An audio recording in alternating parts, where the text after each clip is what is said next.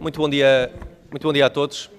Senhoras e senhores deputados, vamos dar início às nossas audições. Temos, como sabem, na ordem do dia duas audições, divididas em duas partes. A primeira audição da Sra. Secretária de Estado da Segurança Social, Filipa Lima, a requerimento do Grupo Parlamentar do PS, a propósito das alterações ao Código dos Regimes Contributivos do Sistema Previdencial de Segurança Social. E depois teremos uma segunda parte com uma nova audição, já lá iremos. Nesta primeira audição, temos uma grelha de tempos, só para explicar também à Sra. Secretária de Estado, temos uma grelha de tempos no total de, numa primeira parte, de 114 minutos, uma segunda parte que diz respeito a uma segunda ronda, em função de inscrições individuais de deputados de 2 minutos cada um. Na primeira ronda, o requerente tem direito a uma intervenção inicial de 8 minutos, no formato de pergunta-resposta. Depois há uma resposta inicial também no tempo, essa resposta por parte do membro do Governo corresponde ao tempo inicial do requerente, portanto 8 minutos no total, temos aqui os dois cronómetros, e depois passamos à ronda dos senhoras e senhores deputados dos diferentes grupos parlamentares, também no mesmo formato, e portanto também formato pergunta-resposta. Eu vou dizendo em cada momento os tempos. Muito bem. Então agora vamos iniciar pelo requerente. O grupo parlamentar do PS, Sra. Deputada Ana Paula Bernardo, tem até 8 minutos para a sua intervenção, podendo usar o formato de pergunta-resposta. Muito obrigado. Muito obrigada, Sr. Presidente.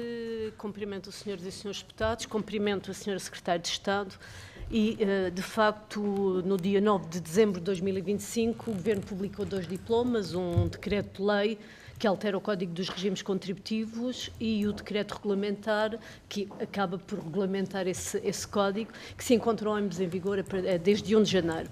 Segundo a exposição de motivos, essa é clara, estas alterações pretendem aprofundar a transformação digital da Segurança Social, promovendo uma maior simplificação e eficiência na relação com os cidadãos e empresas e tornar o sistema mais justo, reduzindo riscos de fraude.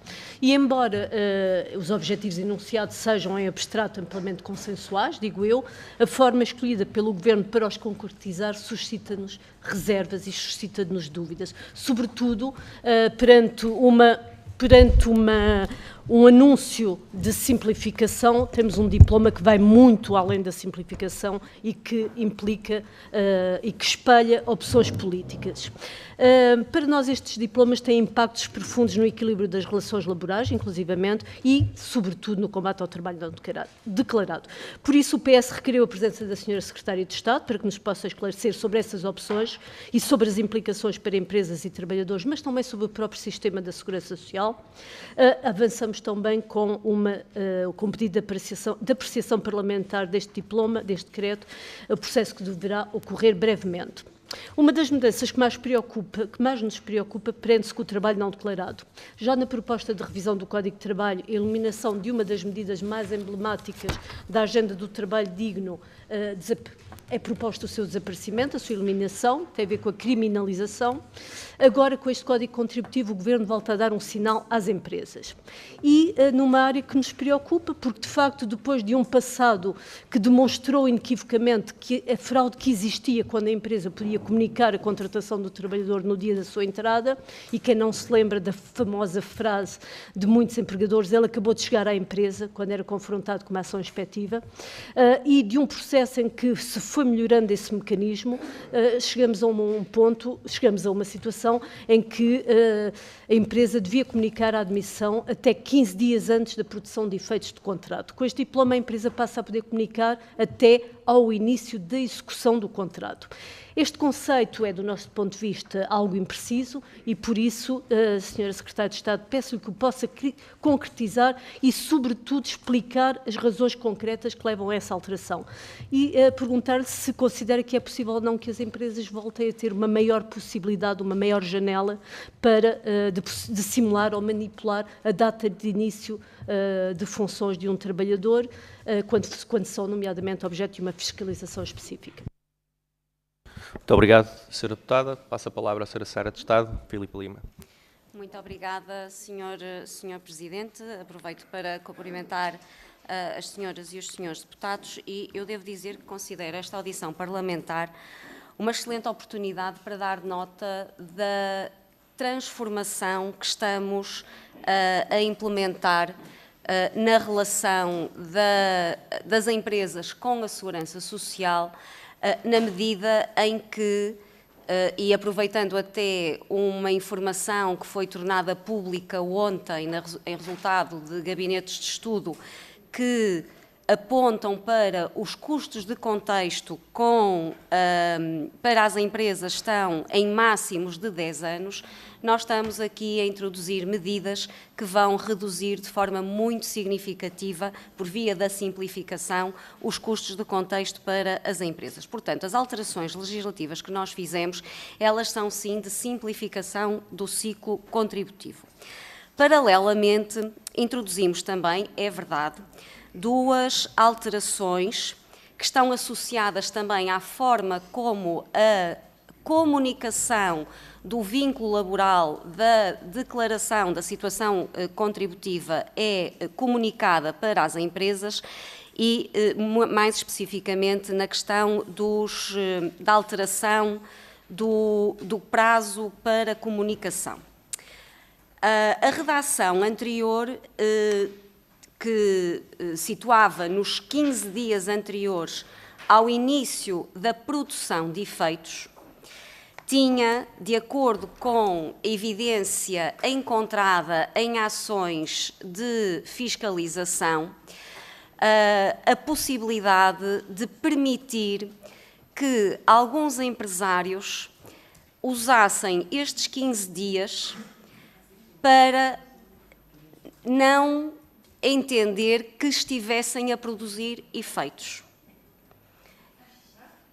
Ou seja, eu vou explicar melhor. A questão é, há aqui duas dimensões e tem a ver aqui com a alteração das palavras que foram usadas. A redação anterior focava nos 15 dias anteriores ao início da produção de efeitos.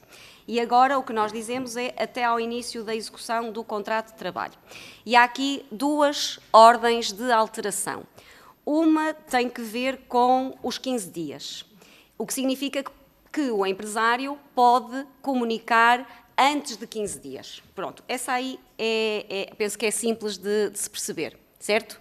Pronto. Portanto, isto facilita em termos de preparação de todo o processo da comunicação.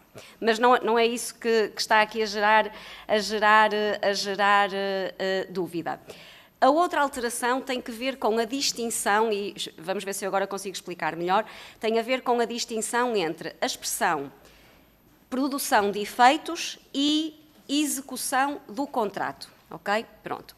E o que nós entendemos, e naturalmente que será sempre em virtude de ações de fiscalização, que estas situações serão detectadas, aquilo que nós detectamos foi muitas situações em que encontrávamos pessoas, trabalhadores, que já estavam a trabalhar e que não estavam declarados, cuja situação estava declarada, e o que ouvíamos era que havia...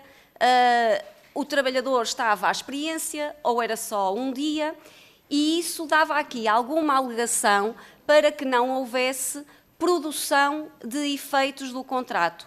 O que nós entendemos é que, quando dizemos execução do contrato de trabalho, é este o momento, é este o dia que deve determinar efetivamente o dia de comunicação. Portanto, tem que ver com esta situação de nós detectarmos situações em que trabalhadores que são postos ou está cá só neste dia ou está à experiência durante uma semana e ainda não tem contrato com produção de efeitos e, portanto, o que nós entendemos foi a redação que, de acordo com os nossos serviços jurídicos, se entendeu que protegia todas as partes interessadas relativamente à comunicação da execução do contrato de trabalho. Portanto, eu não sei em termos de tempo...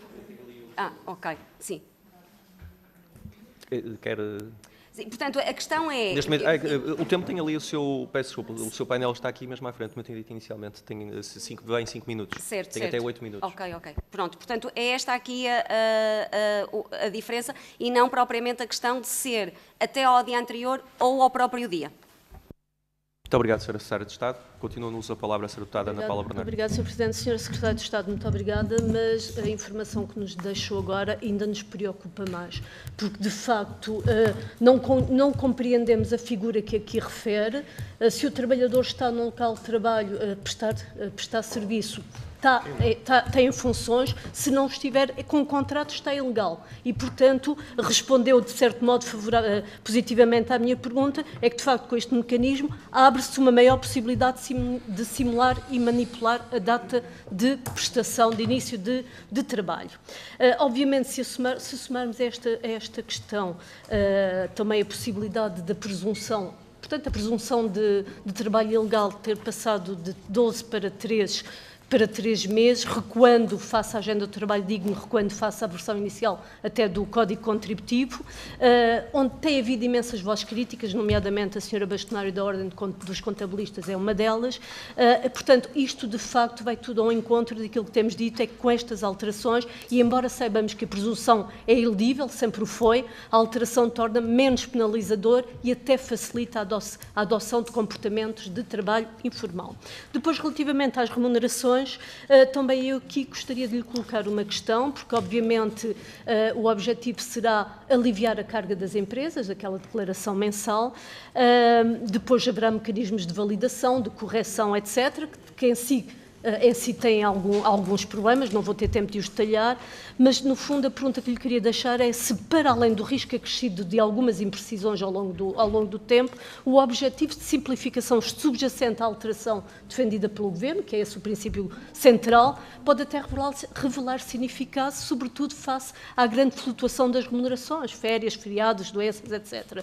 E, portanto, nós estaremos aqui perante um modelo que pode gerar conflitos e litigâncias futuras, pode gerar perturbações na adequada determinação da remuneração para a Segurança Social e, nomeadamente, constituir-se até como um risco para o trabalhador pelas sucessivas correções nas remunerações e nas prestações sociais. Que garantias são dadas aos trabalhadores nesse sentido? E já agora, se nos puder clarificar a razão também pela qual é introduzido o conceito de remuneração permanente. O que é que isso integra? O que é que fica de fora? E, no fundo, se há garantias de que os descontos continuarão a ser feitos sobre a totalidade das parcelas de base de incidência contributiva. Muito obrigada. Muito obrigado, Sra. Deputada. O PS depois ainda terá tempo para dar continuidade à sua intervenção. Passo à Sra. Secretária de Estado. Ainda tem até 3 minutos. Depois ainda haverá previsivelmente mais algumas perguntas. Muito obrigado. Pronto, nós, se tivéssemos a mínima dúvida de que esta alteração fosse piorar o estado das coisas, obviamente que não o estaríamos a fazer. Portanto, nós estamos absolutamente convencidos que vai, sim, ter várias vantagens, a começar pela simplificação da forma como a comunicação da informação à Segurança Social é feita para as empresas, porque as empresas deixam de reportar todos os meses muita informação que a Segurança Social já cá tem. Vai permitir também, ao tornar como elemento-chave desta informação o vínculo laboral, tudo vai circular e tudo vai assentar em torno desse vínculo e, portanto, isso vai ser um garante para nós, Segurança Social, para os trabalhadores, para as empresas, de que a informação que nós apuramos mensalmente é correta e também vai, e isso também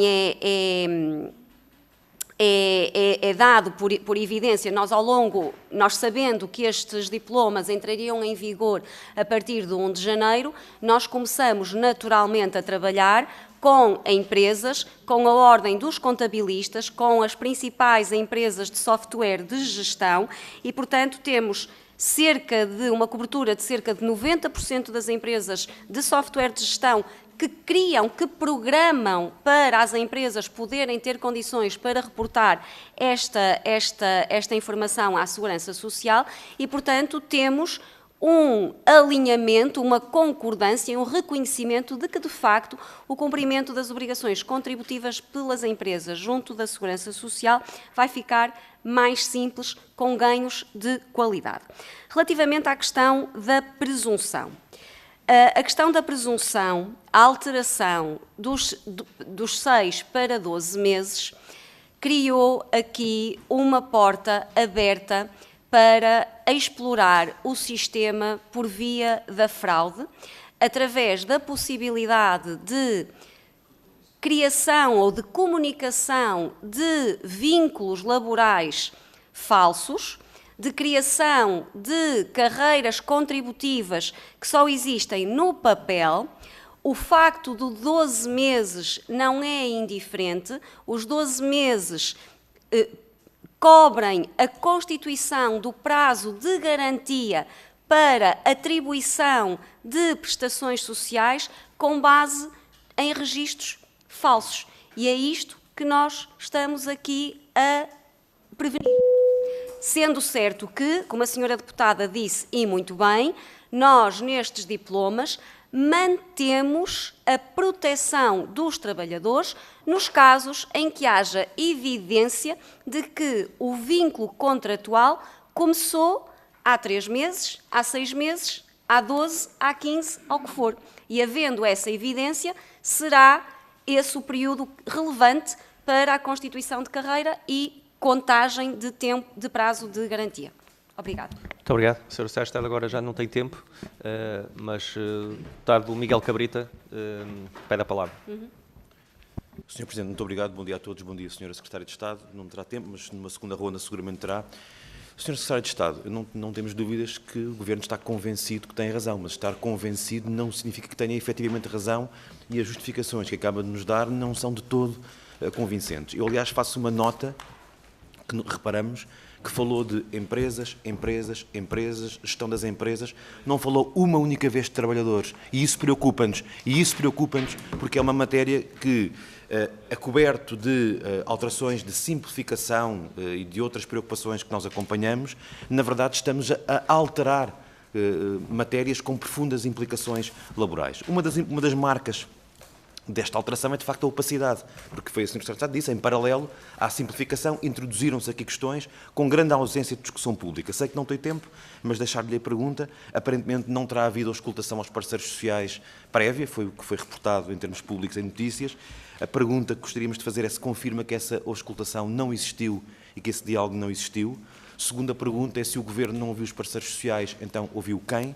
E a terceira pergunta é se, desde a publicação da lei, que já foi há algum tempo, já houve oportunidade de o Governo ter alguma interação com os parceiros sociais sobre esta matéria, porque são alterações que objetivamente desprotegem trabalhadores frágeis e desoneram empregadores incumpridores ao mesmo tempo que enfraquecem o sistema de segurança social, sendo que o que nos preocupa também é que não são alterações isoladas, uma vez que no Código de Trabalho o Governo também vai descriminalizar o trabalho não declarado, escudando-se na comparação com outras situações, mas em vez de ajustar a moldura penal, se não concorda com ela, o Governo elimina. E aqui é um bocadinho o mesmo, passando dos 12 meses que diz que tem implicações, então vamos trabalhar em como prevenir essas implicações, mas o Governo recua para 3 meses, que era menos do que os 6 que existiam desde o início do Código Contributivo e não conseguiu justificar porquê. Na verdade, a questão também não são os 15 dias antes, a questão é poder-se aplicar, poder, a partir de agora, permitir-se que no próprio dia em que começa a relação laboral ser invocado esse momento do registro. Esse sim é, historicamente, uma fonte de fraude em grande escala e de cobertura ao trabalho não declarado e, portanto, invoca o risco de serem construídas carreiras contributivas fictícias 12 meses para trás, mas a pergunta é que lhe faço é, então aqueles que teriam o mesmo direito à proteção social, aqueles que foram mesmo explorados durante 12 meses, sem nenhum contrato de trabalho, sem nenhum papel, sem nenhum direito, e esses não contam, quantos serão esses? Qual é, em termos numéricos, qual é a comparação que podemos estabelecer entre eventuais situações de fraude e de conluio, Sr. Presidente, terminarei, entre eventuais situações de fraude e de conluio e aqueles que efetivamente ficam completamente desprotegidos por terem, de facto, estar a trabalhar há muito tempo. E, portanto, para concluir, deixo aqui algumas perguntas. O Governo fala na hipótese de acesso indevido a prestações sociais, pergunto-lhe quais são as principais. Pergunto-lhe em quantos casos foi aplicada esta presunção de 12 meses de trabalho não declarado até agora, ao coberto da nova lei, e destes casos detectados, quantos é que apresentam indícios de corresponderem a uma fraude e a um conluio no sentido que nos reportou. Muito obrigado, Sr. Deputado. A Sra. Secretária de Estado já não tem tempo, terá tempo numa ronda subsequente para poder dar as respostas que entenda por convenientes. Passamos então agora ao Grupo Parlamentar do Chega e tem a palavra a Sra. Deputada Felicidade Vital. Irão partilhar o tempo entre vários deputados. Começa a Sra. Deputada Felicidade Vital. Muito obrigada, Sr. Presidente. Cumprimentar a Sra. Secretária de Estado, cumprimentar os meus colegas deputados. Eu vou intervir apenas para lhe pedir um esclarecimento muito rápido que decorreu da sua explicação de há pouco sobre o início do contrato de trabalho. Imagine que temos um empregador e um trabalhador que querem iniciar um contrato no dia 1 de março. Nós queremos que nos diga claramente até quando pode o empregador redigir o contrato de trabalho e assiná-lo. Esta é a primeira questão. A segunda questão é que pareceu-me que, na sua explicação, deu como possível um trabalhador estar uma semana, por exemplo, a trabalhar sem contrato porque está à experiência. Eu queria que nos dissesse claramente se para o Governo isso é admissível ou se simplesmente isso é contra a lei, porque, segundo o nosso entendimento, nenhum trabalhador pode estar a trabalhar à experiência sem ter um contrato de trabalho assinado. No contrato de trabalho é que tem que dizer qual é o período de experiência, mas no dia em que o trabalhador começa a trabalhar, o contrato de trabalho tem que existir. Muito obrigada. Muito obrigado, Sra. Deputada. Tem a palavra a Sra. Secretária de Estado. Muito obrigada, Sra. Deputada, respondendo de forma muito objetiva. Portanto, sendo a data de início do contrato dia 1 de março, pode ser comunicado até esse dia. Portanto, até ao início da produção, do início da execução do contrato. Como diz? Só um pequeno esclarecimento. Certo, Sra. Deputada Felicidade Vital. Peço desculpa. Até às 9 da manhã, portanto, antes do trabalhador começar a iniciar a sua jornada de trabalho, é isso que nos está a dizer? Sra. Secretária de Estado. Sra. Secretária de Estado tem a palavra. Sim. É a mesma questão que se colocava com a redação anterior. É a mesma questão que se colocava com a redação anterior. Portanto, era até às 24 horas do dia 28 de fevereiro, até às 9 horas do dia 1 de março. Desse ponto de vista, nós não consideramos que há uma alteração significativa. Continua no uso do tempo, portanto, sim, está à vontade. Relativamente à segunda... Só uma questão, sim. É que antes era 15 dias, poderia ser nos 15 dias antes, porque aqui temos o risco de o trabalhador começar a trabalhar sem ter contrato de trabalho. Não. Isso, respondendo à sua segunda pergunta, se isso for detectado, será sempre considerado ilegal e tem que ser corrigido. Obviamente. Atenção, isso não muda. Muito bem, Sra. Secretária de Estado. Creio que ainda há mais algumas questões que tinham sido colocadas, não sei se quer responder agora. Sim, ou seja, eu considero que seja lá qual for a designação que se atribua, experiência, o que for, se há uma prestação de serviços em que há um número de horas trabalhadas pelo trabalhador para fazer o que quer que seja ao serviço de uma empresa, isso só é válido e deve estar enquadrado por um contrato de trabalho, independente da designação que A ou B venham argumentar. Muito obrigado, Sra. Secretária de Estado. Tem agora a palavra o Sr. Deputado Armando Grave, do Grupo Parlamentar do Chega.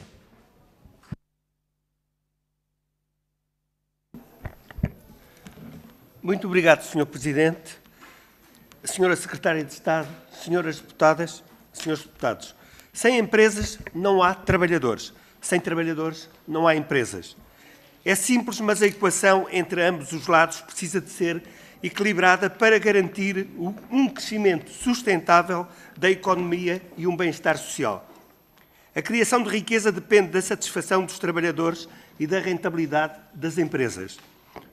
sem uma base sólida de empresas que operem de forma rentável e sem trabalhadores satisfeitos e protegidos, o sistema fiscal e a segurança social não podem sustentar-se a longo prazo.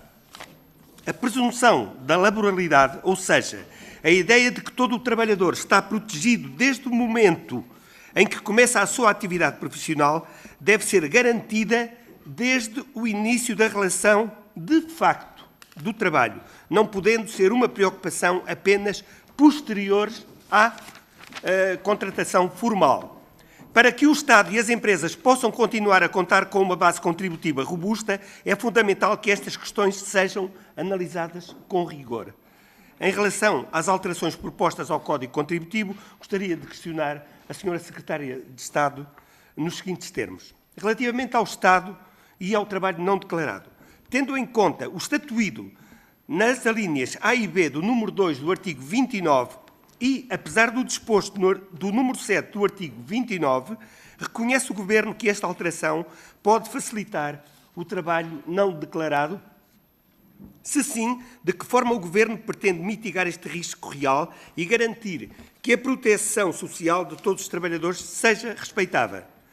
Considera que é suficientemente relevante, o impacto financeiro é suficientemente relevante para entender que este processo passa a ser considerado uma simplificação? O Chega entende que a simplificação é agilizar procedimentos e não colocar o Estado contra os trabalhadores e as empresas contra os trabalhadores. Relativamente aos trabalhadores, qual é a justificativa para que a presunção do início da atividade passe de 12 para 3 semanas? Considera o Governo que esta alteração terá um impacto negativo ou positivo na proteção dos trabalhadores? Em que medida as alterações propostas combatem a precariedade laboral? Muito obrigado, Sra. Secretária de Estado. Muito obrigado, Sr. Deputado. Tem a palavra a Sra. Secretária de Estado. Muito obrigada, Sr. Deputado. Nós entendemos que este processo, ao tornar o vínculo laboral como o elemento central da comunicação, vai tornar a informação muito mais transparente, em primeiro lugar, para o próprio trabalhador. E vai permitir também que possa acompanhar, e nós estamos também a investir fortemente em campanhas de divulgação e de disponibilização de meios através da Segurança Social Direta, para que em cada momento os trabalhadores possam acompanhar e consultar aquilo que os seus empregadores estão a comunicar para a Segurança Social. Portanto, esta simplificação traz também mais transparência e mais acessibilidade, portanto, reduzindo alguma opacidade que existe neste momento, tornando mais fácil os trabalhadores perceberem, de facto, o que é que está a ser comunicado pelos seus empregadores para a Segurança Social.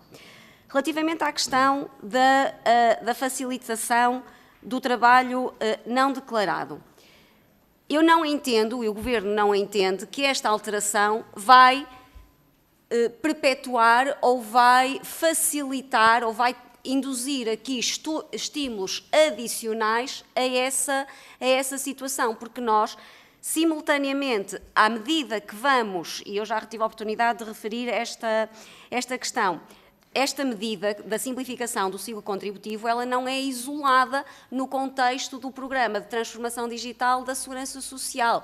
Ela insere-se num conjunto de medidas. Ela é um instrumento necessário para que nós tenhamos condições para mais facilmente também detectar casos de fraude e de ilegalidade.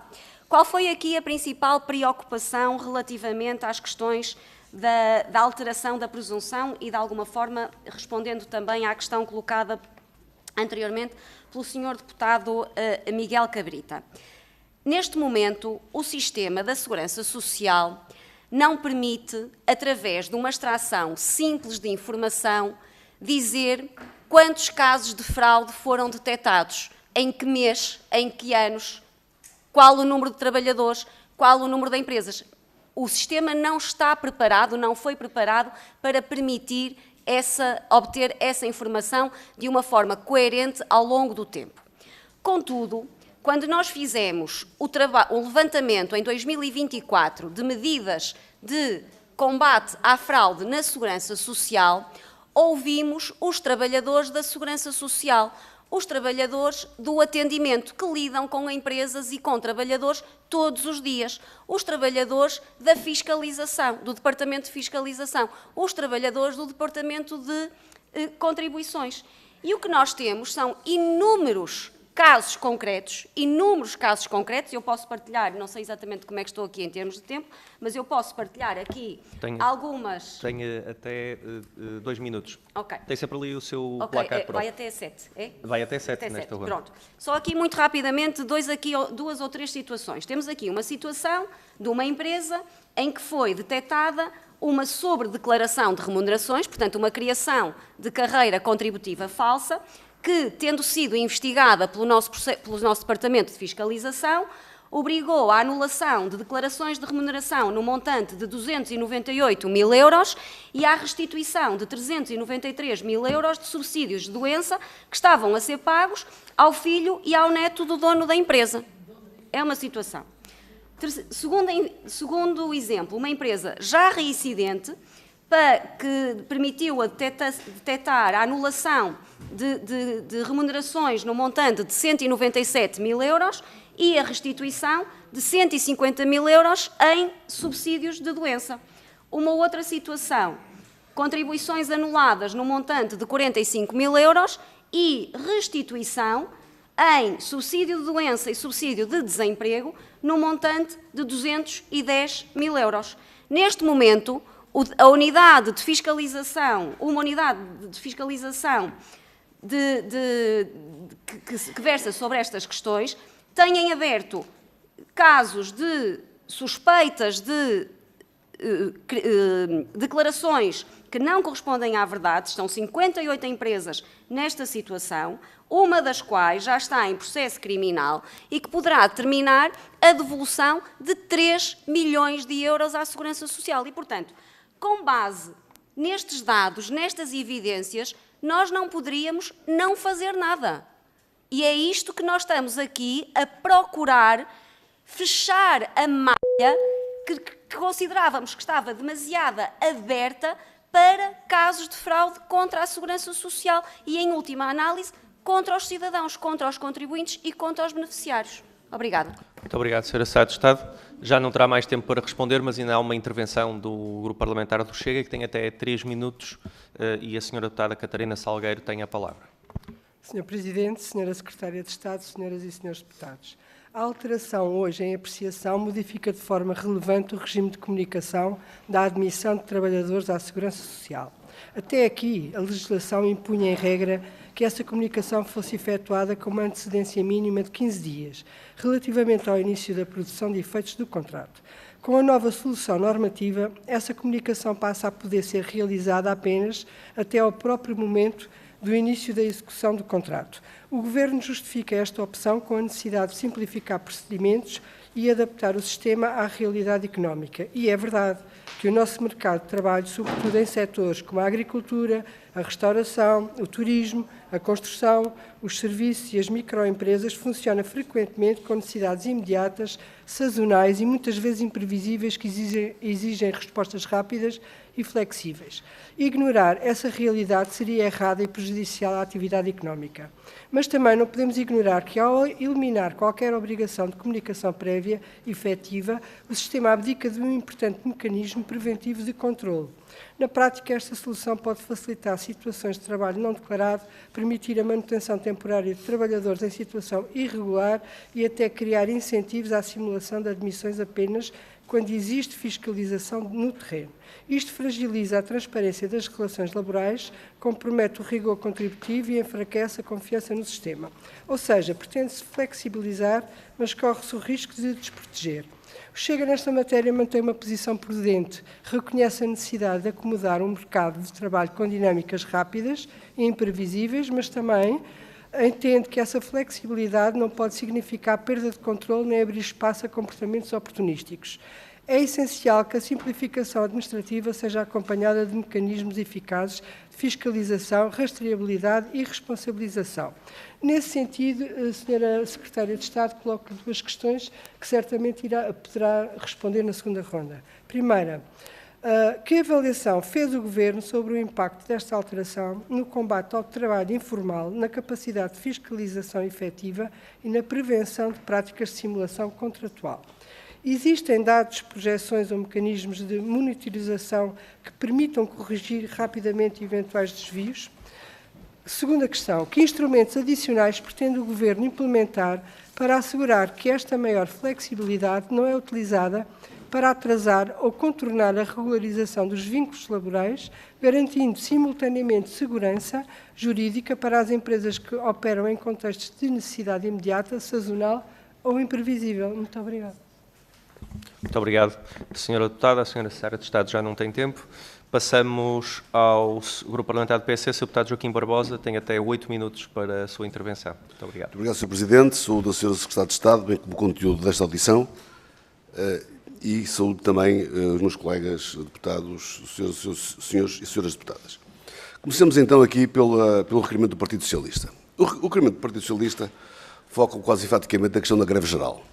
Simplesmente a greve geral, que consta no vosso requerimento, referem exatamente no requerimento, não teve os efeitos pretendidos que o Partido Socialista pretende que tenha. Se formos a ver, a CGTP, antes da greve geral, recusava-se a negociar e agora até tivemos notícia desta semana que até já chegou a apresentar algumas propostas de alteração de alguns pontos que considero importantes. O GT, antes da greve geral, negociava, sim, mas vocês falam isso do vosso requerimento. É a questão de ler o vosso requerimento, vocês falam lá da greve geral, portanto estou a responder ao requerimento do Partido Socialista. A CGTP, antes da greve geral, negociava, depois da greve geral continua a negociar. Se entendermos que no setor privado a greve geral teve uma adesão de 2% a 5% e no setor público teve uma adesão de 20%, percebemos que realmente não tem nada a ver com o que vocês dizem do vosso requerimento. Ainda por cima, somando a isto, havendo greve dos transportes, muitas pessoas não foram trabalhar, não porque não quiseram, mas porque não puderam. No segundo ponto, o PS brada aos céus pela descriminalização do trabalho não declarado. Minhas senhoras e meus senhores, a criminalização do trabalho não declarado é uma medida claramente excessiva, sem articulação com o nosso sistema jurídico e sem critério de proporcionalidade. É necessária prudência na criminalização das situações laborais. Claro que tem que haver sanções em situações graves, por exemplo, quando falamos de trabalho infantil, em assédios, na situação de escravatura, etc. Aí a lei tem que ser pesada e forte. Agora, quando vemos que o trabalho infantil tem uma pena até 2 anos de prisão e o trabalho não declarado tem até 3 anos, percebemos que há aqui uma inversão de valores. E sabendo que as sanções penais refletem valores de uma sociedade, há claramente um erro na hierarquia de valores. Quando o trabalho infantil é menos valorizado que o trabalho não declarado. A sociedade não entende assim, até acredito que ninguém desta sala o entenda assim, e, portanto, esta norma consagra uma situação aberrante e até indigna do ponto de vista social e moral. Claro, volto a dizer que tem que haver sanções para o trabalho não declarado e a lei já as consagra, designadamente sanções contraordenacionais mais graves neste âmbito. Outro ponto do requerimento do PS é a indignação socialista pela questão dos 15 dias, da inscrição obrigatória dos 15 dias, que o Governo indica que a inscrição poderá ser feita do trabalhador até ao início do contrato. Esta visão reflete claramente o PS da geringonça. É o PS do António Costa, do Pedro Nuno dos Santos. É a desconfiança que os senhores têm em relação aos empregadores. Tem muito a ver até com a luta de classes. Porque vocês introduzem aqui neste sistema uma desconfiança para todos os empregadores, muito maiores, mesmo para aqueles que cumprem. E os trabalhadores portugueses, maioritariamente, são os que cumpram. E os senhores fazem recair um ónus excessivo sobre a maior parte dos empregadores, quando eles até são aqueles que mais cumprem na vida económica. E esta modificação, senhores deputados, do contrato contributivo, refere-se a alterações apenas procedimentais. Visam, sem complexos, agilizar o sistema, diminuir a burocracia, os custos de contexto e contribuem para a melhoria do mercado de trabalho. Se não vejamos. Em primeiro lugar, não há nenhuma proteção do trabalhador pela posição do PS. Os direitos contributivos existem apenas a partir do início da vigência do contrato de trabalho. Obrigar à inscrição dias antes, e refiro aqui a questão do obrigar, não corresponde a uma relação laboral ainda existente e cuja data pode ser alterada por motivos legítimos. E se essa alteração acontecer, há que dar que temos aqui criado uma grande dificuldade. Esta posição do PS ignora a dinâmica do mercado de trabalho, que tem elevada rotatividade, contratação quinzenal, respostas rápidas. Isto acontece muitas vezes com vários tipos de atividade, que é na agrícola, na pescatória, no turismo, no comércio e muitas vezes em alguns serviços. E depois há outra coisa que o PS aqui não pensa. Os senhores nunca pensaram que assim é adiado o início da relação laboral? Adiado o início da relação laboral? Basta, por exemplo, no caso da imigração, em que os imigrantes muitas vezes precisam de trabalho e rápido, ou trabalhadores com dificuldades. Basta um elemento da empresa não poder fazer a inscrição nos próximos 15 dias, para ser postergada para mais tarde, ou por estar de férias, ou um impedimento informático, numa situação qualquer, em que o trabalhador começa a trabalhar muito mais tarde. Não diga que não, porque é a realidade, Sr. Deputado. Ao invés, a posição do... E, portanto, devia adiar o início da relação laboral, quando muitas vezes o trabalhador precisa trabalhar para o seu sustento. Ao invés, a posição do Governo é uma posição equilibrada, proporcional, e garante que ninguém começa a trabalhar sem estar inscrito. E permite até que a inscrição seja feita dias, semanas ou até anos antes. O Governo entende que o combate à precariedade faz-se por fiscalização eficaz, cruzamento de dados, aplicação rigorosa da lei existente, e não por questões meramente burocráticas de inscrições de início de contrato. Quando há o último ponto do requerimento do PS, ou seja, a crítica de que a presunção da admissão do trabalhador passe de 12 meses para 3 meses, o PS volta a não ter razão. Quanto a isto, basta recordar as palavras da Sra. Ministra do Trabalho, Solidariedade e Segurança Social, nesta última audição no dia 21. E abro aspas. É uma medida direta para evitar um fenómeno de fraude que se vinha a realizar, que é a construção artificial de carreiras contributivas, exatamente pelo tempo necessário para os trabalhadores acederem a prestações do sistema providencial, sem, na verdade, terem trabalhado para isso. E continua a Sra. Ministra Rosário Palma Ramalho. Volto a abrir aspas. Esta é, assumidamente, uma medida de combate à fraude. Mas atenção, trata-se apenas de uma presunção. Se vier a ser comprovado, mediante mera declaração do trabalhador, seja pelo serviço da ACT, a presunção não se aplica e, portanto, o início da relação laboral tanto pode ser fixado em 8 meses, 2 anos antes, tudo que se vier a atender. A presunção apenas tem efeito de presunção, mais nada. Fecho aspas. Então não há problema, Sr. Deputado. Sr. Deputado, Sr. Secretário de Estado, Srs. e Srs. Deputados, este debate, infelizmente, não é um debate técnico, rigoroso e com preocupação excessiva pelo interesse nacional. Porquê que o PS, quando critica esta medida, não quantifica as situações de que fundamentam a sua posição? E vai criar um ónus. Não, os senhores querem. Se os senhores acontecem, porquê que os senhores não quantificam? Dizia assim, porquê que os senhores não dizem se há maior número de empregadores prevaricadores ou não? Porque para nós, a maior parte dos empregadores procedem corretamente. E a posição mais à esquerda, quer o PS, quer outros partidos mais à esquerda do PS, no fundo, seguem uma pauta ideológica. E a posição do PS neste requerimento traz insegurança jurídica, litigação excessiva, não distinguem de fraude deliberada e erro administrativo. Deviam era ter quantificado as situações de fraude, já que obrigam todo o mundo empresarial a um procedimento que é escusado e que carrega mais burocracia, sem realmente resolver o problema. A oposição à esquerda, como disse, afirma sem quantificar, faz recair sobre a maior parte dos empresários um ónus grave, quando a maior parte dos nossos empregadores cumprem a lei e agem corretamente. O Governo, pelo contrário, na defesa do direito dos trabalhadores, fiscaliza, sanciona e pune os prevaricadores, mas também sabe que há milhares de empresários que cumprem a lei, criam emprego e sustentam juntamente com os trabalhadores o sistema de proteção social. O Governo faz o que o PS se recusa a fazer. Avalia os resultados e, quando os objetivos não são alcançados, corrige, melhora e desenvolve. Os direitos dos trabalhadores, meus senhores, têm de ser protegidos e não apenas proclamados. É aqui uma agenda só bem digna quando produz resultados, e resultados para todos. O que eu pergunto assim à Sra. Secretária de Estado, que medida que estas alterações desenvolvem o mercado de trabalho? Muito obrigado. Muito obrigado, Sr. Deputado. Tem a palavra a Sra. Secretária de Estado. Tem até 8 minutos para a sua resposta. Muito obrigada, Sr. Presidente, Sr. Deputado. Eu vou aproveitar para explicar um pouco, de facto, um pouco mais aqui a questão da verdadeira alteração, ou revolução até, chamemos-lhe assim, na forma como estes diplomas, que nós apelidamos de simplificação do ciclo contributivo, constituem um investimento coletivo na eficiência, na transparência e na justiça contributiva, sim. Ele introduz uma alteração profunda, porque deixa de ser a empresa a ter que mensalmente reportar todas as remunerações à Segurança Social, informação essa que muitas vezes, na sua maioria, já está reportada de meses anteriores, e passa a ser a Segurança Social a apresentar automaticamente à empresa, com base na informação que conhece, sobre vínculos e remunerações. E para que isto se possa concretizar, isto tem 3 momentos essenciais. A primeira, que começa da iniciativa da Segurança Social, a apresentação automática, após o que a empresa tem a possibilidade de confirmar ou corrigir, e, finalmente, o pagamento.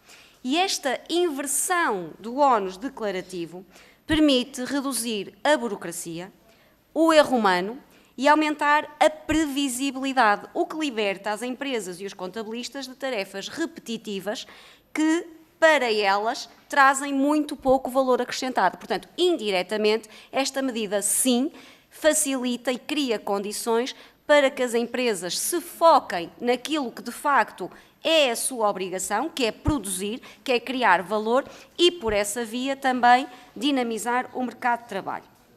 Portanto, nós temos também, como eu já disse, trabalhado, obviamente, porque nesta fase de transição, e eu assumo isso, neste ano de transição, vai ser mais trabalho para todos, vai ser mais trabalho, para, em primeiro lugar, para os trabalhadores das empresas das software houses que estão a adaptar os seus programas de informação para o novo modelo. Vai ser mais trabalho para os trabalhadores da Segurança Social, do Instituto de Informática, que têm que se adaptar e validar, mas eu considero este trabalho adicional como um investimento para o futuro, porque vamos ter um sistema muito, muito mais robusto e muito mais capaz e que nos vai permitir responder a algumas das questões que os senhores deputados aqui colocaram e que, à data, eu não tenho resposta. E não tenho resposta porque o sistema de informação da Segurança Social, nos últimos anos, não teve os investimentos que devia ter tido para responder a esta informação. Daqui para o futuro, eu vou poder saber, eu, ou quem esteja aqui neste lugar, vai ser possível identificar nas comunicações que as empresas fazem sobre os seus trabalhadores e, em particular, na comunicação retroativa, quais aquelas situações, quais aquelas comunicações que são provenientes ou associadas a um processo de investigação, a uma fraude. E, portanto, vai ser possível dispor de dados quantitativos sobre essa evidência. Este processo de adaptação tem 4 fases, portanto, nós não estamos, como seria de esperar, nós não estamos a arrancar no início do ano com as 400 mil empresas. Portanto, nós estamos a entrar aqui com uma fase, com uma entrada faseada, obviamente começando pelo grupo de empresas mais simples. E o que é mais simples para este efeito? São aquelas que têm os contratos de trabalho mais com a parte da remuneração que não é sujeita a oscilações de mês para mês, ou seja, que não tem trabalho por turnos, que não tem horas extra, que não tem remunerações especiais, portanto, essas situações estão perfeitamente identificadas e, portanto, ao longo dos 4 trimestres nós vamos incrementando o número do universo coberto e vamos também aumentando a complexidade de situações cobertas com o objetivo de chegarmos ao final de 2026 com cerca de 415 mil empresas totalmente migradas no novo sistema. Há também aqui um pormenor, que não é um pormenor, é um aspecto muito importante e que eu quero destacar, porque até agora nós não distinguíamos praticamente ou de forma muito significativa a forma como uma grande empresa comunicava à Segurança Social ou uma microempresa. Impunhamos a todos o mesmo custo de reporte e isso nós tivemos essa preocupação, de maneira que as entidades empregadoras com até 10 trabalhadores e que sabem que são a esmagadora maioria, elas vão ter acesso a um canal simplificado e, portanto, também aí nós estamos a reduzir os custos de contexto.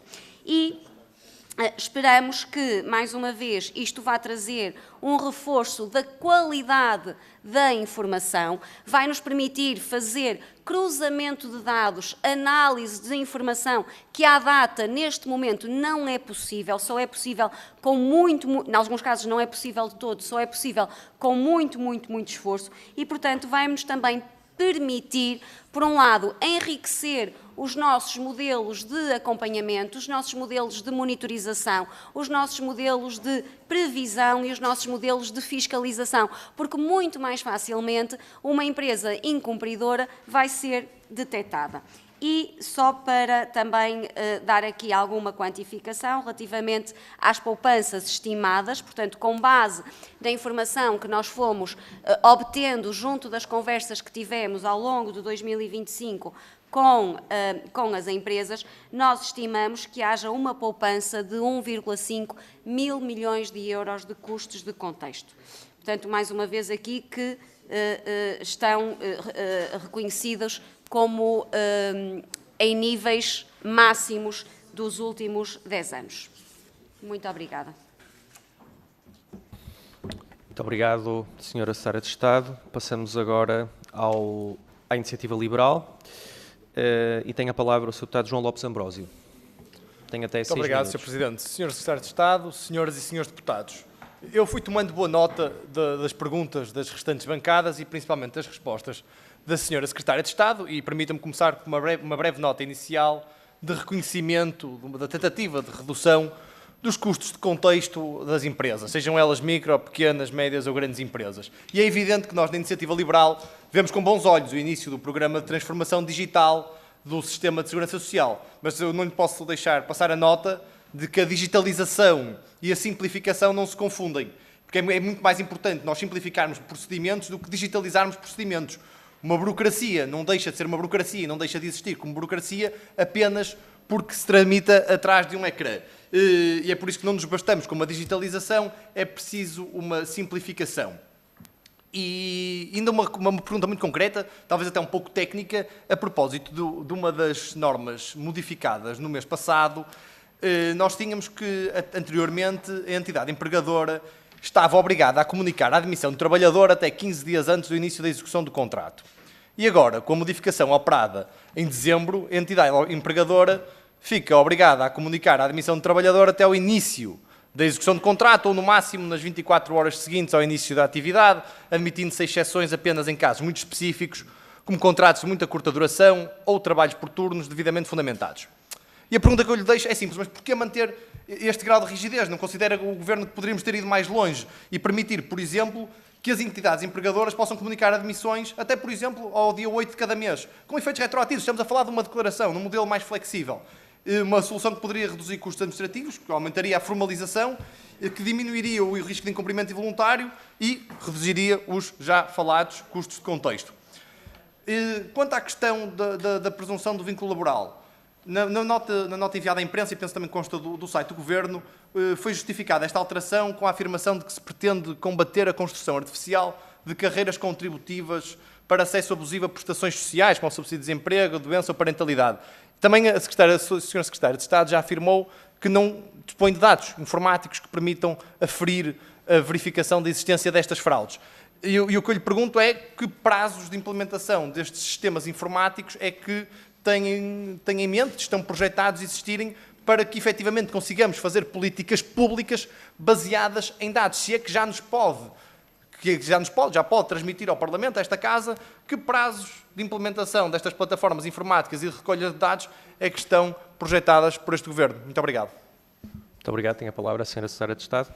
Muito obrigada, Sr. Presidente, Sr. Deputado. Relativamente à questão da digitalização versus simplificação, de facto, aquilo que nós estamos a fazer não é uma mera digitalização, nós estamos verdadeiramente a transformar o processo.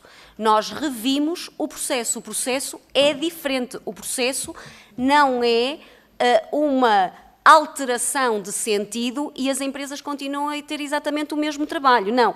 Para as empresas cujos trabalhadores permaneçam os mesmos de mês para mês, cujas remunerações se mantenham inalterados, no limite, essa empresa só precisa de comunicar proativamente à Segurança Social no momento da criação do vínculo laboral.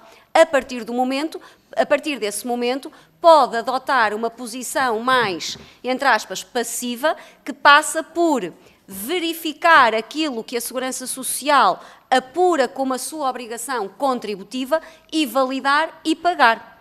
Portanto, sim, há uma verdadeira transformação digital e vai muito, muito além da digitalização do processo. Relativamente à questão dos 8 dias, eu confesso que tenho alguma dificuldade em perceber como é que isso iria dar mais liberdade às empresas, porque nós, com a redação de até ao início da execução, damos total liberdade à empresa para determinar o momento, a antecedência com que reporta. Pode ser 15 dias, pode ser um mês, pode ser 3 semanas. Enfim, parece-nos que é uma solução mais vantajosa, dando o tempo que a empresa e trabalhador entenderem como o mais adequado para cada caso concreto. Relativamente aos prazos a partir dos quais ou quando é que nós consideramos estar em condições de dispor destes ganhos ou de beneficiar de mais conhecimento sobre esta realidade. Eu diria que a partir de meados de 2027 nós teremos condições. Porquê? Porque ao longo de 2026... Desculpa, não estava prevista a música, mas é uma recepção que está a ser feita na Assembleia da República. Banda sonora.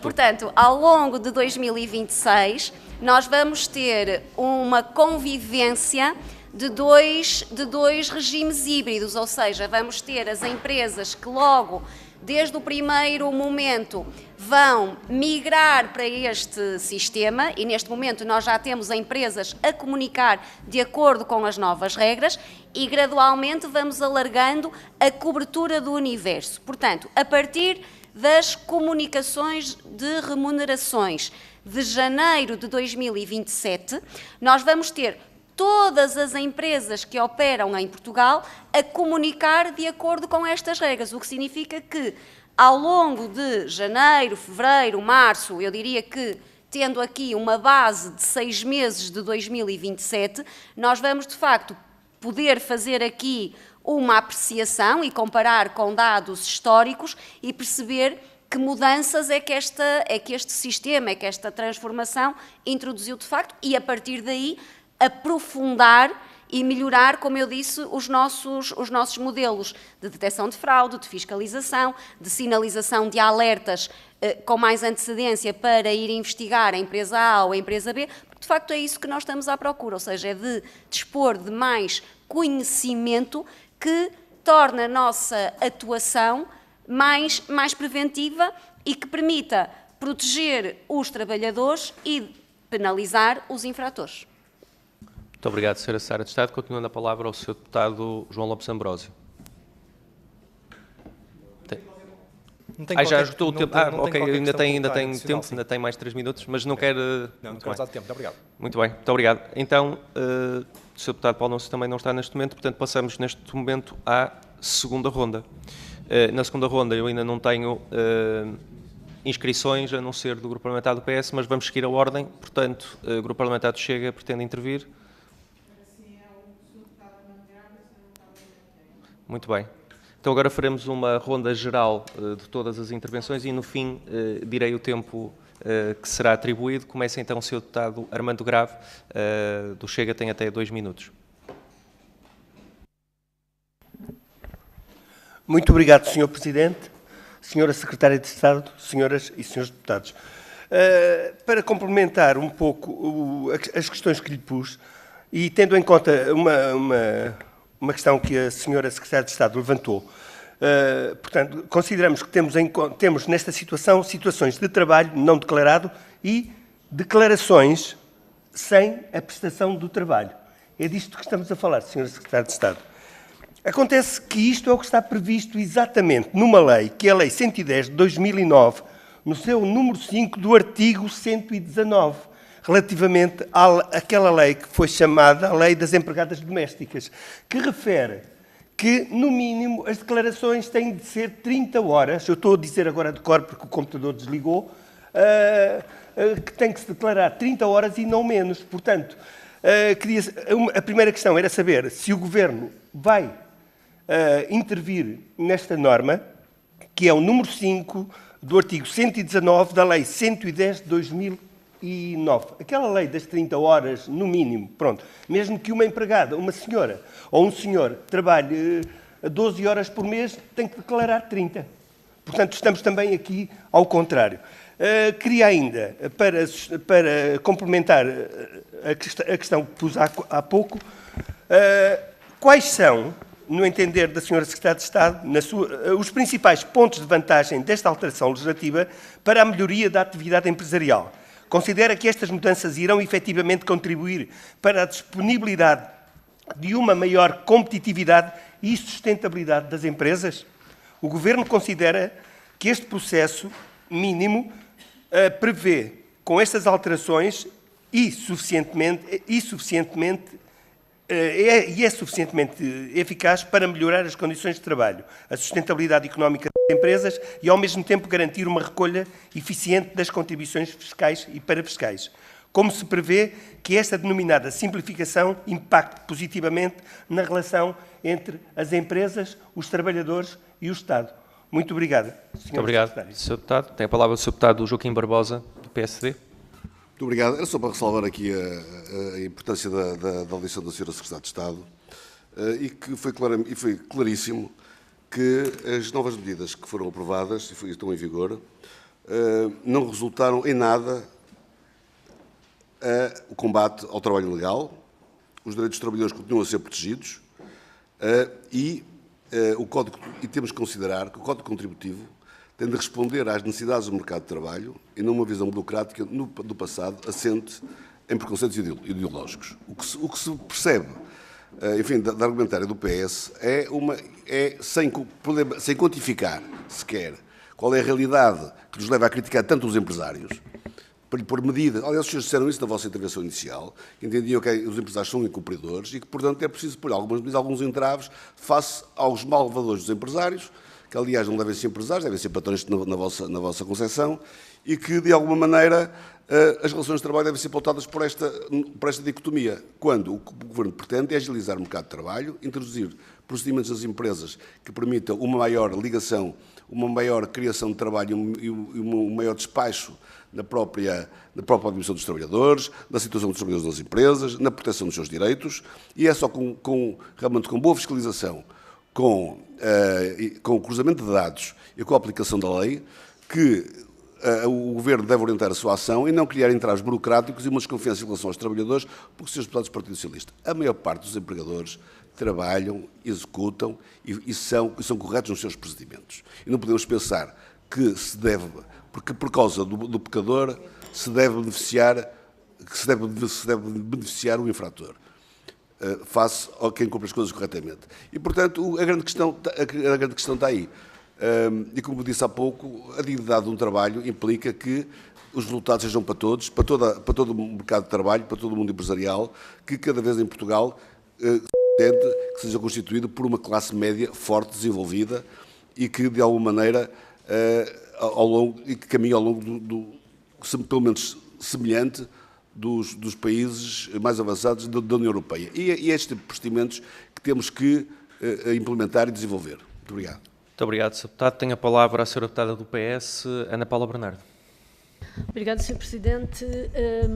Começo por dizer que para o PS temos a mesma visão. Nós não achamos que os empresários sejam incumpridores, pelo contrário. Agora, sabemos é que há empresários que não cumprem e é precisamente nessas situações de incumprimento que não podemos facilitar e abrir a porta para desresponsabilizar as situações. Eu até diria mais uma coisa, são os empresários os primeiros a defenderem que sejam penalizados os empresários incumpridores, porque isso tem a ver com concorrência leal.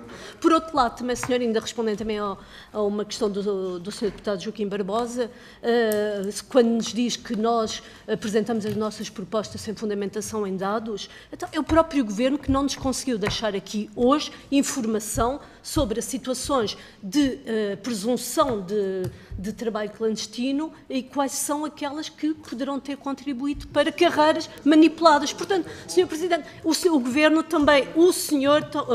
também alterou o Código Contributivo sem hoje nos conseguir dar os dados que levam à necessidade desta alteração. Depois, duas perguntas para a Sra. Secretária de Estado, vou tentar ser rápida. Uma tem precisamente a ver com esta questão da informação. A Sra. Secretária de Estado deixou-nos dados que pretendem, que abordaram aqui as questões de manipulação de carreiras e, sobretudo, de sobredeclaração, e, portanto, merecem ser fiscalizadas, mas a nossa questão é as situações em que há subdeclaração ou até não declaração. E aqui, obviamente, é que reside o principal das nossas preocupações e entendemos que a forma como o Governo reduziu os mecanismos de controle e até de sanção para as situações de incumprimento que nos preocupam. Depois, uma última nota sobre, ainda voltando à questão das remunerações permanentes. Senhora Secretária de Estado, concretamente, o que é que cabe aqui neste conceito de remuneração permanente? Sabemos que a empresa tem que a declarar no início, sempre que esta se altera, mas que depois deve validar e introduzir, nomeadamente, aquilo que são as remunerações variáveis. Ora, nós, no dia-a-dia, o que nós temos mais são remunerações variáveis. Como é que a Segurança Social vai controlar essa adequação de informação, garantir que os trabalhadores não saiam penalizados e, sobretudo, garantir que todas as prestações continuam a ser base de incidência contributiva. Muito obrigado. Muito obrigado, Sra. Deputada. Tem a palavra a Sra. Deputada Lina Pinheiro, do Chega. Senhor Presidente, Senhora Secretária de Estado, Senhoras e Senhores Deputados, quando falamos do Código Contributivo, não falamos apenas de números, taxas ou fórmulas técnicas. Falamos da forma como o Estado olha para quem trabalha, para quem cria emprego e para quem sustenta, mês após mês, o sistema da Segurança Social. O problema é que este Código foi sendo alterado sempre com a mesma lógica: arrecadar mais, complicar mais e confiar menos nos contribuintes, especialmente nos trabalhadores independentes, nas pequenas e médias empresas e nos rendimentos irregulares. O resultado está à vista: um sistema pesado, pouco transparente e profundamente injusto para quem cumpre. Por que razão continua o Estado a exigir contribuições mensais, fixas ou mínimas, em períodos de ausência total de rendimento, sem qualquer mecanismo automático de suspensão ou ajustamento imediato? Considera o Governo justo obrigar alguém a contribuir por um sistema quando, na prática, não teve qualquer capacidade contributiva nesse período? Admite o Governo que falhou na criação de mecanismos para atrair jovens para a Segurança Social, contribuindo para o envelhecimento e fragilização do sistema. Sem justiça contributiva não há confiança no sistema e sem confiança não há sustentabilidade. Há apenas imposição. Muito obrigada. Muito obrigado, Sra. Deputada. Tem a palavra a Sra. Deputada Dália Miranda, do PS. Obrigada, Sr. Presidente, Srs. e Srs. Deputados, Sr. Secretário de Estado. Vamos colocar aqui algumas questões adicionais para que possamos compreender melhor o que motivou algumas das alterações que estão a ser propostas. Deixa de ser obrigatória a entrega do comprovativo de comunicação de vínculo à Segurança Social sempre que o trabalhador tenha acesso à Segurança Social direta ou, no caso, trabalhador estrangeiro. A maior parte das pessoas já tem acesso à Segurança Social direta, mas sabemos que não sabemos se esse contacto é constante. E sabemos que trabalhadores mais frágeis têm menos acesso a estes meios, ao conhecimento da sua existência e ao modo como funciona. Por que é que se retira uma responsabilidade tão fácil de cumprir, a mera entrega de um papel, garantindo assim a transparência e segurança desta articulação? Por outro lado, desaparece também a comunicação do trabalhador da relação laboral. Sabemos que esse dever provavelmente era incumprido, mas por que não permitir que esse instrumento possa continuar a existir como possibilidade, não como dever, para que possa ser instrumento de proteção dos trabalhadores? Transfere-se ainda a responsabilidade da empresa para o trabalhador no que toca ao fornecimento dos dados necessários à comunicação da admissão. Se até aqui era claro na lei que o empregador é que tinha o dever de solicitar ao trabalhador os elementos necessários à sua inscrição, agora refere-se apenas que é o trabalhador quem os deve fornecer. Isto vai desonerar as empresas que não declaram? fornecerá mais uma desculpa para a não declaração de trabalhadores, desta vez dando à empresa a possibilidade de remeter a culpa para a inação do trabalhador? Por fim, tentar perceber melhor as alterações da possibilidade de correção nas declarações. As empresas passam a ter 2 meses para corrigir as declarações apresentadas em vez de 1. E porquê? Depois disto, as empresas têm ainda 4 meses para corrigir, ainda que fora de prazo, e a partir daqui apenas com autorização do serviço no que diz respeito ao impacto na carreira. O que muda em concreto e porquê? Qual foi a razão desta alteração? Podem as pessoas ficar privadas de direitos por não declaração das empresas? Muito obrigada. Muito obrigado, Sra. Deputada. Tem a palavra o Sr. Deputado do Chega, António Carneiro.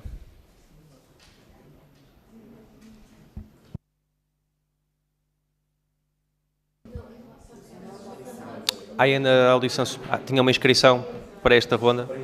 Sem problema. Já sabemos que irá intervir então na próxima audição. Não ofereço prioridade a esta.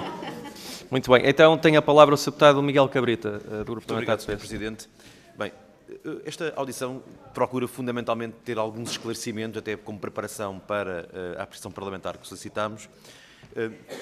Gostaríamos de referir que a questão da simplificação do ciclo contributivo não nos oferece dúvida conceptual. Aliás, era útil também dizer que esse investimento vem do tempo do governo do PS, desde logo no quadro do PRR, e permite agora estas alterações. Mas uma coisa são alterações conceptuais, outras, e essas queremos discuti-las e gostaríamos de até discutir mais aprofundadamente, outras é aquilo que nos parece que há aqui algum viés ideológico. A Sra. Ministra voltou a referir que discutiu muito com empresas, mas nunca discutiu com nenhum sindicato, nunca ouviu os parceiros sociais sobre esta matéria, não pretende fazê-lo. Como disse a Sra. Deputada Ana Paula Bernardo, para cobrir casos de sobredeclaração, parece-nos que o Governo vai desguarnecer os casos de subdeclaração, que são historicamente prevalecentes e que têm um histórico longo no nosso sistema. Mas nós não consideramos que seja aliviar custos de contexto, aumentar os alçapões na legislação para dar às empresas liberdade de não declarar. Isso não é reduzir custos de contexto, isso é abrir a porta, permitir aos incumpridores, que são felizmente uma minoria, mas prejudicar todos os outros, aqueles que cumprem. Portanto, o que nos parece é que o Governo, a partir de casos localizados, vai enfraquecer a penalização do trabalho não declarado, enfraquecer a condenação social e financeira dos incumpridores, diminuir a proteção dos trabalhadores e, já agora, enfraquecer o próprio sistema de segurança social.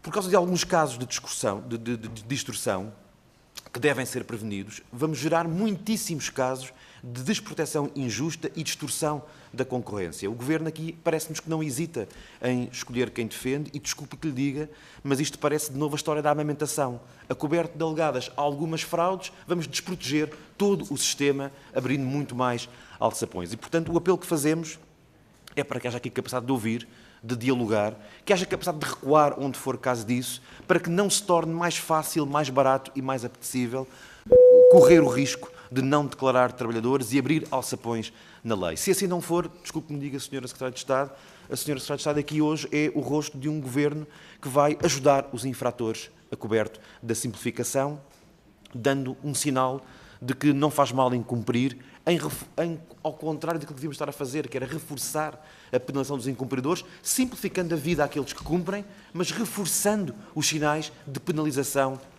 de aqueles que incumprem e, obviamente, penalizando trabalhadores e desprotegendo o sistema de segurança social, privando de receitas que lhe são devidas. Muito obrigado. Muito obrigado, Sr. Deputado. Passo então agora a palavra à Sra. Secretária de Estado. Tem até 12 minutos para a sua intervenção final nesta audição. Muito obrigada, Sr. Presidente, senhores deputados. Eu vou começar por responder às perguntas mais específicas que foram colocadas pelo Sr. Deputado Armando Grave relativamente à questão do serviço doméstico, para dizer que ela não, como é do vosso conhecimento, não está aqui contemplada qualquer alteração relativamente a esse aspecto, nem o seria, e também não faz parte do conjunto de alterações que o Governo introduziu na proposta de alteração à legislação laboral que está para discussão com os parceiros. Relativamente às melhorias concretas que se esperam para as empresas, que foi a segunda questão levantada pelo Sr. Deputado. De acordo com a informação que nós recolhemos ao longo de 2025 na preparação destes trabalhos, quer nas reuniões que tivemos com empresas, quer nas reuniões que tivemos com as empresas de software de gestão, e obviamente que aqui era com estes parceiros que nós tínhamos que reunir, e também com a Ordem dos Contabilistas, já agora vale a pena responder, que tem sido um parceiro estratégico muitíssimo importante ao longo deste processo, porque é de facto quem nos ajuda a construir o sistema e a adaptá-lo em função das dificuldades que vão sendo identificadas. A média de número de horas que uma empresa portuguesa precisa de gastar para cumprir com as suas obrigações declarativas para com a Segurança Social é 80 horas. 80 horas. Portanto, nem que nós reduzamos isto em 10%, 20%, 50%, e nós estamos a apontar aqui para um objetivo de redução de 50%, nós acreditamos, sim, por esta via da simplificação do ciclo contributivo, vamos trazer muita simplificação para o dia-a-dia das empresas. Depois, de uma forma mais genérica, relativamente ao conjunto das outras... Não, antes disso, a sugestão da senhora deputada Dália Miranda, relativamente à entrega de um papel. Eu devo dizer que nós somos absolutamente contra o papel nesta senda de transformação digital. Acreditamos que há outras formas e há outros meios e portanto pode, seguramente, não será através da entrega do papel, porque aquilo que nós queremos, de facto, é aumentar os contactos através dos canais digitais, através da Segurança Social direta, através do online. À data de hoje, comparativamente com o mesmo dia de há um ano, há dezenas de declarações, de simuladores, de coisas que se podem fazer online que não era possível fazer e, portanto, é por essa via que nós estamos a trabalhar. Depois, de uma forma mais genérica, relativamente à questão do trabalho não declarado, da conivência ou de facilitar o infrator, de desproteger o trabalhador. Há aqui uma questão muito importante e que por vezes parece que foi eliminada aqui das alterações legislativas, mas que o Sr. Deputado Joaquim Barbosa referiu e que eu quero aqui enfatizar, que é: nós mantemos a proteção do trabalhador em todas as situações relativamente às quais exista evidência de que o vínculo laboral começou para além dos 3 meses.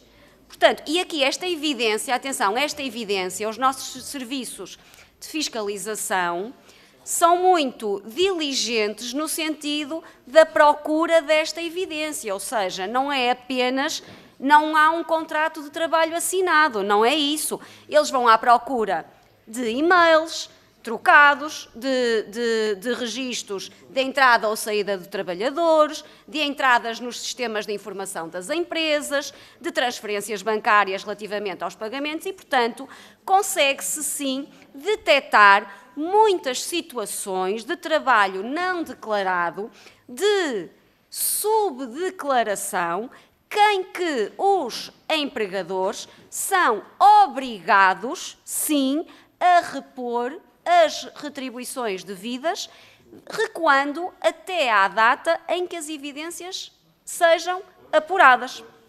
Agora, relativamente à questão, pronto, e mais uma vez aqui, eu ouço aqui algumas intervenções e embora isso seja negado, mas eu fico com a percepção de que há aqui um pressuposto de que os empresários portugueses são todos mal comportados e infratores. E nós estamos a falar... E isso não é verdade. A esmagadora maioria dos empresários cumprem as suas obrigações. E, portanto, nós estamos aqui a tratar de franjas de situação. Mas franjas ou não, elas têm que ser penalizadas e a lei não pode compactuar, nem pode alargar a malha a essas situações. Acresce também que, relativamente à questão dos dados, se eu estivesse aqui, depois de anos de investimento nos sistemas de informação da Segurança Social no passado, seguramente eu disporia dos dados para responder às vossas perguntas. Agora, no passado não investiram nos sistemas de informação da Segurança Social. Portanto, eu só vou poder responder relativamente a dados históricos e estatísticos a partir do momento em que estas alterações vão produzir efeitos, que é no seguimento destas mudanças que nós estamos aqui a introduzir. O que dispomos, sim, e eu já partilhei aqui alguns exemplos, acho que não vale a pena estar a repeti-los, é de evidências concretas que são detectadas pelos nossos trabalhadores, pelos nossos serviços de fiscalização. E este conjunto, isto aqui são 2 ou 3 exemplos, mas como estes há dezenas. E estas dezenas de casos concretos de lapidar o erário público, a Segurança Social, são suficientes para nos obrigar a agir. Obrigada. Muito obrigado, Sra. Secretária de Estado. A nossa primeira audição está encerrada, mas tenho um pedido de interpelação por parte do Sr. Deputado Miguel Cabrita. Para que efeito? Uma interpelação à mesa e um requerimento. Muito bem, tem a palavra, Sr. Deputado. Começo pela interpelação à mesa, Sr. Presidente. Não, era apenas porque penso que a Sra. Secretária ainda tem tempo. Eu entendo que não queira ter mais considerações políticas. Uma interpelação à mesa. É, mas no sentido em que houve várias perguntas muito concretas que foram colocadas, em particular pela Dália Miranda e também pela Ana Paula Bernardo, no que diz respeito, por exemplo, ao conceito de remuneração permanente ou em relação às obrigações de empregadores e de trabalhadores na comunicação, no fornecimento de elementos que não foram respondidos, e pergunta à Sra. Secretária se não quer aproveitar o tempo que ainda dispõe para poder responder pelo menos a questões mais concretas que foram colocadas. Quanto ao requerimento, se me permite, e abreviando já, nós vamos fazer um requerimento no sentido de pedir ao Governo que nos envie dados inspectivos, porque não tem nada a ver com cruzamento de dados entre sistemas, dados inspectivos de quantos casos de presunção de 12 meses é que foram aplicados e desses em quantos é que foram encontrados indícios de fraude. Não tem nada a ver com cruzamento de dados, tem a ver com dados inspectivos e com quantos casos é que permitem sinalizar este tipo de infrações. Muito bem, está percebido, Sr. Deputado. Será entregue o requerimento, será enviado nos devidos trâmites para o Governo e a nossa audição está então encerrada. Temos uma segunda audição, a primeira audição está encerrada e a pedido de algumas famílias nós faríamos um intervalo de 5, 10 minutos também para a Sra. Secretária de Estado poder ir tomar um café. 10 minutos, vamos ser realistas, dizemos sempre 10 minutos realistas e, portanto, daqui a 10 minutos retomamos os trabalhos. Isso, 11h15. Até já.